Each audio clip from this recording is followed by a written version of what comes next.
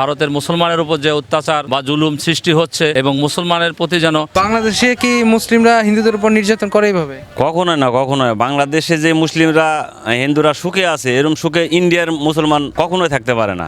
ইন্ডিয়ায় বিজেপি পাশ করার পরে মুসলিমদের উপর নির্যাতন করছে হিন্দুরা, এটা কি আসলে ঠিক? না, আসলে ঠিক না ভাই, এটা খুবই খারাপ কাজ। এটা মুসলমানের বিরুদ্ধে একটা ষড়যন্ত্র করতেছে, এটা খুবই খারাপ। আর তীব্র নিন্দা জানাইতাছি। বাংলাদেশে কি মুসলিমরা হিন্দুদের উপর নির্যাতন করে এইভাবে? কখনোই না, কখনোই। বাংলাদেশে যে মুসলিমরা হিন্দুরা সুখে আছে, এরকম সুখে ইন্ডিয়ার মুসলমান কখনোই থাকতে পারে না। আর বাংলাদেশে তো কোনো অত্যাচারই করা হয় না। ওরা তো বিজেপি পাশ করার পরে খুব মুসলমানের উপর অত্যাচার করতেছে, মারতেছে এবং কবরেও আগুন লাগাই দেয়, পোড়ায় ফেলতেছে, এমনও শুনতাছি বা দেখতাছি আমরা টিভিতে। খুব খারাপ জিনিস, এটা তীব্র নিন্দা জানাইতেছি আমরা বাংলাদেশের সরকার থেকে, এবং আমরা বাংলাদেশের নাগরিক হিসাবে এর তীব্র প্রতিবাদ জানাইতেছি।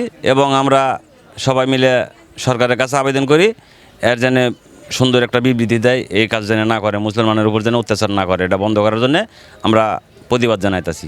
আজকে আমরা বাংলাদেশে বসবাস করি, হিন্দু, মুসলিম, বৌদ্ধ, খ্রিস্টান আপন ভাইয়ের মতো সবাই মিলে থাকি আমরা এই বাংলাদেশে। আর আমাদের পার্শ্ববর্তী দেশ ভারত আজকে এই নির্বাচনের কেন্দ্র করিয়া যেভাবে মুসলমানের উপর নির্যাতন চালাচ্ছে, মুসলমানের বাড়িঘর সব জ্বালিয়ে দিতেছে। আমি দেখছি এই কয়েকদিনে আপনার হুন্ডা দিয়ে চেঁচড়াইয়া, হুন্ডা পিছনে বান দিয়ে তারপর মুসলমানকে অত্যাচার করে। আমি দেখছি যে গাড়ির উপর দিয়া মাইরিয়া উপর দিয়ে হুন্ডা চালায়া যায়।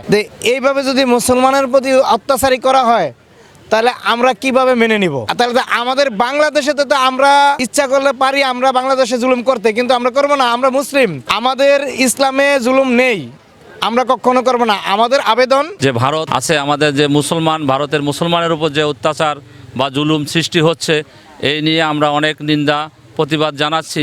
এবং মুসলমানের প্রতি যেন কোনো ভারতীয় মুসলমান ভাইদের প্রতি কোনো জুলুম সৃষ্টি না করে, নির্যাতন না করে, এই বিষয়ে আমি নিন্দা জানাচ্ছি বাংলাদেশের পক্ষ থেকে।